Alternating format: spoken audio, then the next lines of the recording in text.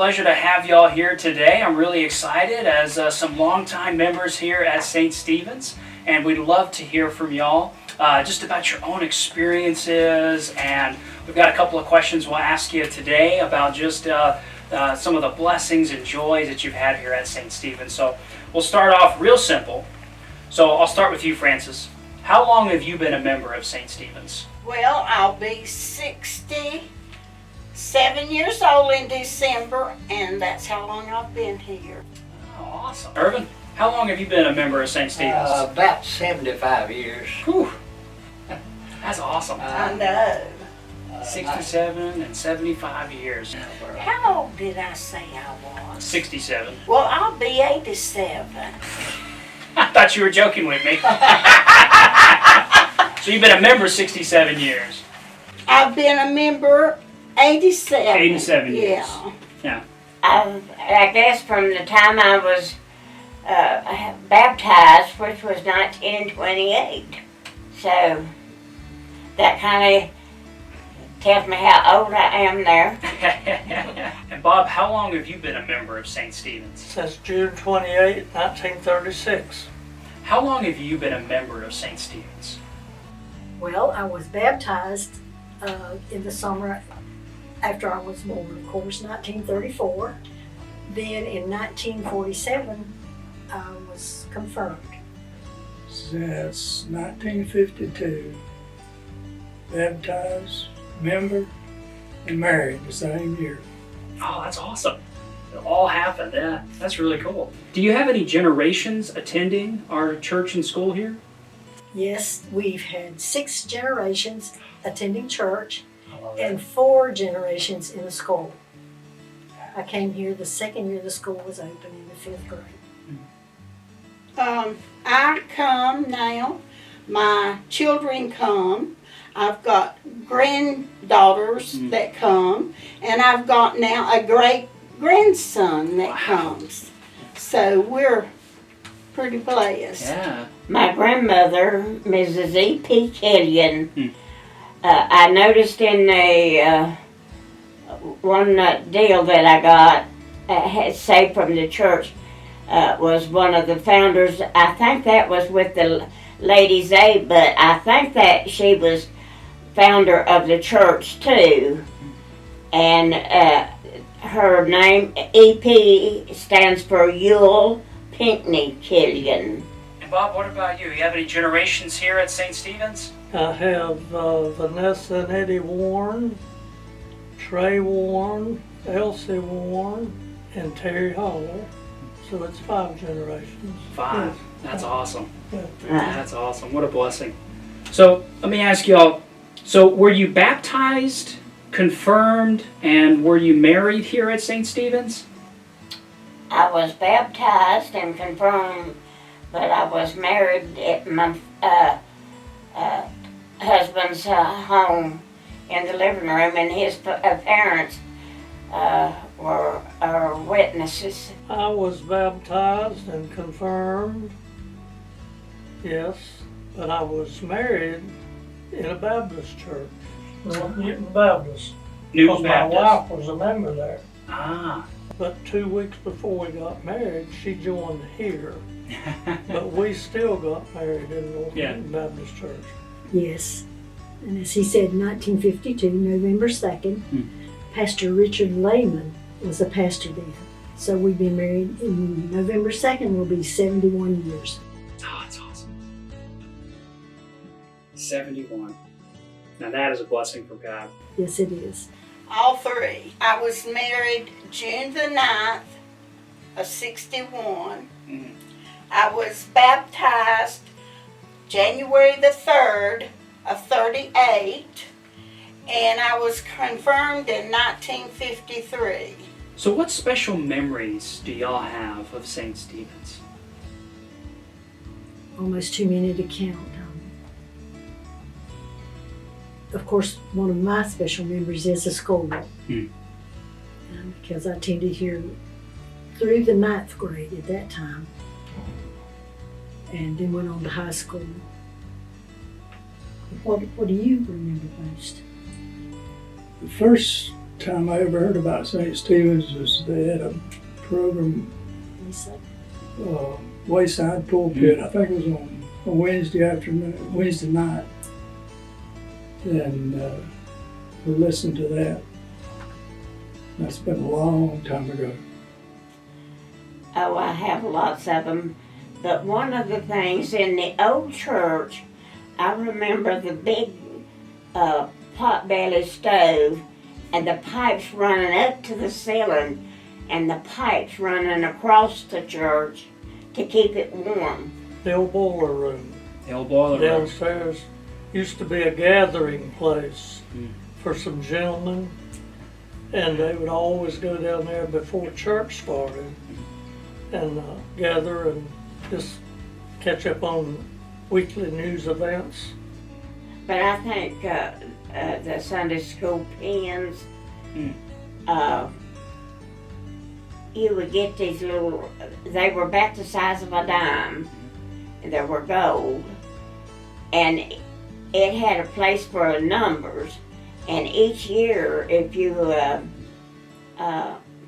didn't miss any Sunday schools, during that year you got another number put down on it. In other words, if you had 5 in there now and you went another year, you'd get a 6 in there. So you'd always add the number. They used to pull the old bell, ring the bell, the big old cord come down. Yeah. It was all I could do to get that thing down. I had all kind of jobs. One thing I remember Okay. is when we were in the old church, the Spencer Road was not paved, it was muddy. When it would snow, my daddy had made a sled that would push the snow around. And he had a team of mules. He'd let us ride that sled with him.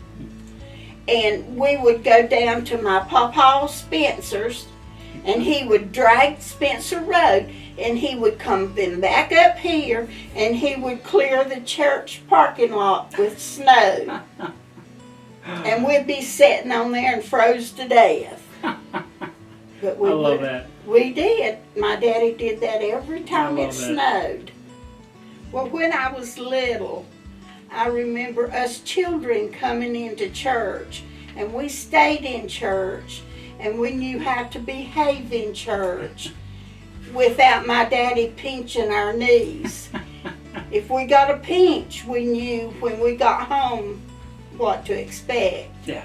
And then I remember my little children, as years passed by, as I was in Sunday school so long that I could meet them in the grocery store or uptown, and they'd come running and they'd say, "Hey, Mama."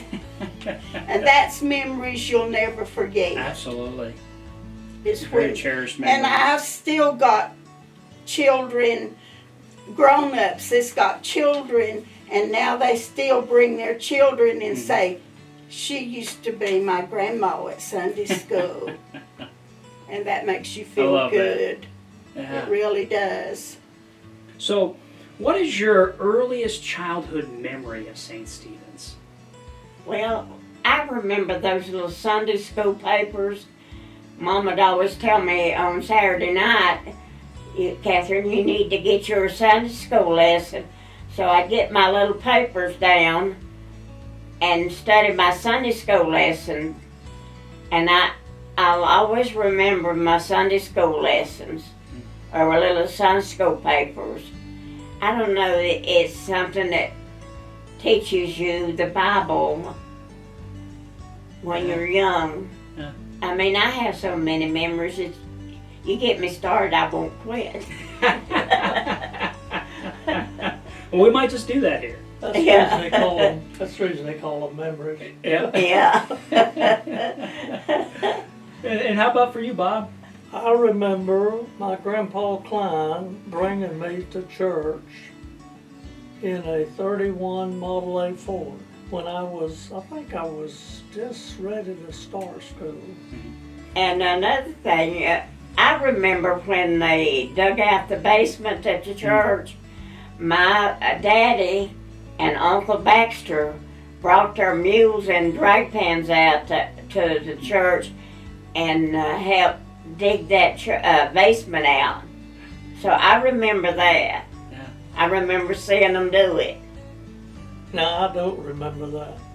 That was before you were, yeah. I don't remember that. I remember as a child loving to go to Sunday school, and I also remember as I got older and had children in Sunday school, we'd go to the old church, and if it rained, you had to wait in to get to the Sunday school classes. Mhm. And even I remember that the heating system didn't always work. Some Sundays we may not have heat. But I taught Sunday school for a number of years, and the children were a joy. So Bertie, some of the pastors we had, what are one of the pastors that you remember most? Pastor Wolf. What are some fond memories you have of Pastor Wolf? Well, he was just a person's pastor, and he'd go visit a couple times a year, everybody in the congregation. Well, everybody remembers Pastor Wolf. And Yeah. my first pastor that I remember was Pastor Scherer. Mm. He taught confirmation. He taught in the school, and he was another very special person.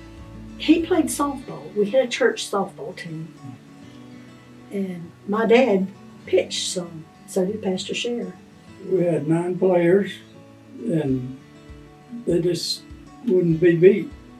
3-4 years in a row, we might have lost 1 or 2 here and there, but enough so other churches in the league, they started playing slow pitch softball. They didn't want to play fast pitch. I got tired of losing, huh? Well, Worth Setzer, I think it was the one that baptized me. But I don't know. Oh, J.L. Summers, probably. Yeah. My brother, he got his clothes on fire, and when Pastor Summers would come to the house to visit, tell us, he would bring those little peppermint candies. Mm. I meant to bring them with me to show you what they were like. I've got some bag of them at the house. You still eating them? Huh? You still eating them? Once in a while. Pastor Wolf. Yeah. What are some memories you have of? Mine would be continuation of that, using illustrations with the sermon. Yeah. He was good at implementing his own illustrations as he preached a sermon, and he would have stuff scattered on the pulpit that he would hold up and illustrate. You know, the points he was trying to make with the message. Yeah. He would even come to the house. One time he'd come to the house, and our sink was clogged up, and Ted was working on that. And he could always remember who we were because of where we lived. He'd always say, "Oh yeah, airport." When I was with Moses here with Pastor Wolf, Yeah. we sat in meetings till 10 o'clock on many a night here. Yeah. Well, they had 4 girls and a boy, and we had 3 girls, and they was friends, and they'd be at my house, and he would come to the door, knock on the door, and he'd open the door. He said, "Be careful, there's a wolf at the door." Yeah, he would. Just he was a good friend, you know. Yeah. Pastor Wolf was always one that was with us. Yeah. Like when we used to have like Walter Lee, which is our youth now, and he was always helpful with us with things like that. And we would go to Campbell Haven, and he would be the one that was up there with us. Well, see, Thelma Wolf is how I got connected with Sunday school. When I started Daryl to Sunday school when he was 2 years old, the second Sunday we came, she had opening downstairs. And she came to me and she said, I would love for you to have opening for me a while. I need a break. And I thought, well, I will. She said, just several Sundays. And here 58 years later, I'm still working with Sunday school. That was taking on something for a couple days, wasn't She was the best. it? She was. I remember very well about school. I started here in the 4th grade. And there happened to be a pastor or a vicar named Gus Sitman that was a teacher also in the school. Well, one day I was throwing spitballs. He was teaching the class that day, and I was with a couple other children, was passing spitballs. And he said, Bobby, I want to meet you out in the hall. And out in the hall, there was a coat hanger rack mounted on the wall. And he grabbed me by the shirt and hung me up on the coat hanger. And he talked to me. And he told me he didn't allow that. And I said, yes, sir. Oh, wow. That was the end of the spitball. But that was Gus Sitman that did it. I'll never forget that. Long as I live. Well, you heard it here, ladies and gentlemen. Confession. What are some traditions of St. Stephen's that you've enjoyed? I've always been a part of the LWML. Not the LWML. That's going on film. I'm sorry. That made me laugh. LLL. Yeah. I am very active with the LLL. And I see that as a vital arm of the church as well as the ladies with the LWML. Yeah, the Lutheran Laymen's League, our men's group here at St. Stephen's, it has been a long tradition and really blessed and, as you said, privileged to have it. And we've normally always had a good youth group, and I think presently we have a fantastic youth group, fantastic leader of the youth group, and I just see good things coming from that. The thing that sticks in my mind mostly is, like he said before, the children's Christmas programs. I just think it just ties it all together. The Christmas programs, and then the things they do at Easter, they were all wonderful. It's just to see the little ones stand up there and sing, or try to sing. What keeps you and others here at St. Stephen's? Where else would we go? This is a home. This is home. This has always been home.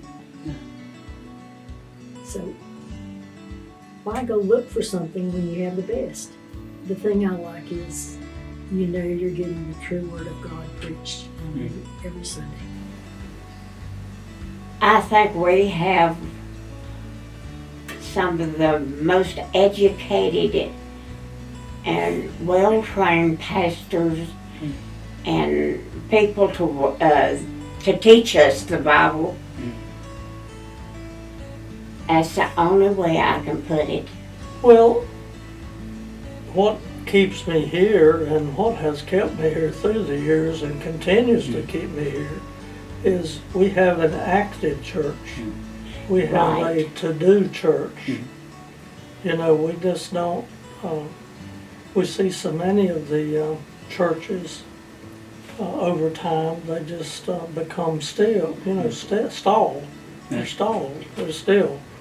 And it's a pleasure, it's a privilege to be part of an active ministry.